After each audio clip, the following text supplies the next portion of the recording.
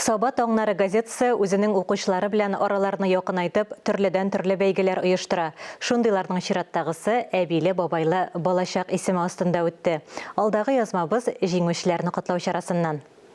Soba Toңнары газетасы редакциясендә бәйрәм, укучыларына бүләк өләшүне алар тантаналы итеп уздырырга уйлаганнар. Әбиле бабайлы балачак бәйгесенә нәтиҗәләр ясап, җиңүчеләрне үзләренә чакырырга булганнар. Игълан ителгән бәйге газетаның интернет сайтында узды. Анда укучылар шушы эчтәлеккә туры килгән фотоларны юллап, матур хатирәләре белән уртаклашканнар. Әби бабайлы семьяда тигезлектә үскән балалар, алар үзенчәлекле, үзенә күрә тәрбияле булып үсәләр.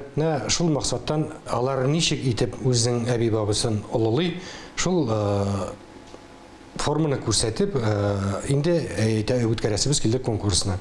Бәйгедә катнашучылар саны әлегә бик күп булмаса да, аларның төрле яшьтә булулары шатландыра. Укучылар, урта буын, өлкәннәр. Әби бабайлар рәхәт чаклар фоторәсемнәр аша үзләренең күңелле истәлекләре белән баетылган. Ләйсән Хәйретдинова гаилә альбомыннан яше дә тулмаган вакыттагы фотоны табып ала.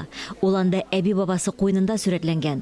Еллар үтеп, бабасы бакыйлыкка күчкән булса да, Ләйсәннең күңелендә аралашу мизгелләре иң якты хатирә булып саклана. Алар белән митингә үткәргән һәр көн ул кадерле, чөнки алар бит мәңгелеккә килмәгән бу дөньяда. Һәм безнең инде хөрмәтебез дә аларга зур булырга тиеш, чөнки алар безне генә түгел, ә безнең әти-әниләребезне тәрбияләгән безнең якын кешеләребез. Зәлия Гайнуллина мәктәп укучылары арасында үз ише белән беренче урынны ала. Әтисенең әти-әниләре турында яза ул. Шуңа бүләген дә әтисенә тапшырырга карар итә. Ильясның ике як әби бабасы да исән сау. Ул җәйләрен алар белән үткәрә. Хатында да шул матур чаклар турында язган. Әби белән бабайлар озак яшәсеннәр, артмасыннар, һәм безне көтсеннәр.